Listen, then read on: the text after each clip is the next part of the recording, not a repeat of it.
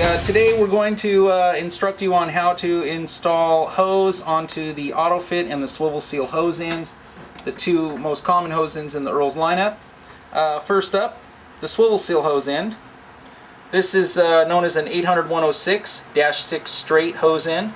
As you can see, it has the cutter style barb, patented by Earls. And we have the AutoFit version. This is a -10 straight. 300-110 is the part number, and it has more of an early 20th century style military barb assembly on it instead of the cutter. Both of them work very well. A lot of people prefer Swivel Seal, a lot of people prefer AutoFit. It just depends on your flavoring. And we're going to show you how to install the hose on these.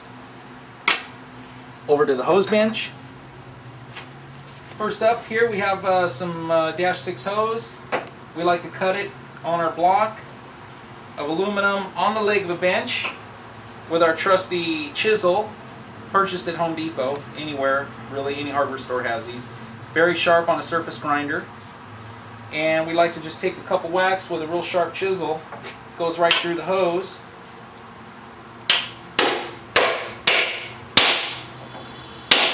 Couple hairs on that one.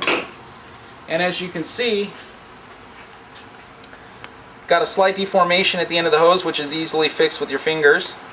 Some people like to use a pair of pliers. I don't. I just like to keep the braid as disrupted, as least amount of disruption as possible on the braid. Also, notice we didn't use any tape. We don't like tape because when you pull the tape off, it opens the braid up. There's no need to use tape if you know what you're doing. Now, to get the frays into the sockets where most people have problems, put this in our vise. As you can see, that's not going to fit in there very easily, but it's really not that bad of a situation. We just take one end, we put it at about 4 o'clock, the braids, and then we just poke them in with our little handy dandy screwdriver here.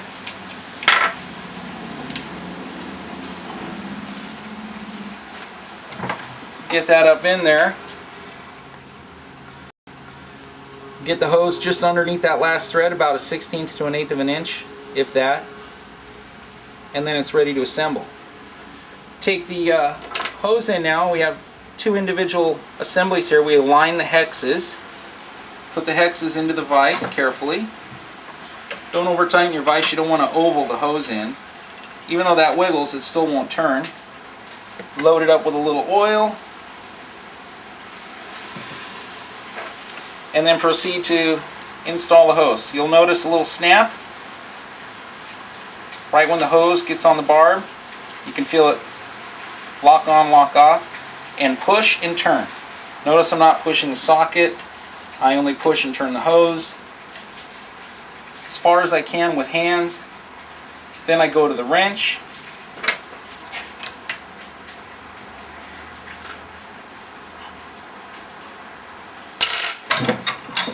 And that's it. Simple. Notice no markings on the socket. Although we didn't use an aluminum wrench, we use a hardened chrome wrench. Snap-on or Matco sell these. With hard chrome, you rarely scratch the aluminum. And that is it for a -6. Now let's show you the -10 AutoFit. It's a little bit different. Load the socket up in the system, known as the vise. And over here to the cut bench, we've already cut our hose. This was done on the chisel. Also, I've already straightened it back out. You can see just a perfectly clean cut there. No tape. Install this hose. You really got to work on the -10. It's a little tighter tolerance than the -6. I push and turn. Get that one in there. On this one, I'm about 1/8 down below the final thread. Maybe just a hair more than 1/8, but not much. And the same situation here, two individual hexes. Align those in the vise. Nice and tight. Oil it up. Now on this one, you have to use a little more pressure to get the thing to locate onto the pin. You can see how hard that one goes compared to the -6. It's got just a little more grip on it initially. This one requires a little more effort to push and turn. Be careful not to cross thread it. Go as far as you can. And as the barb increases pressure inside the hose, it's going to get tighter. You go to the wrench.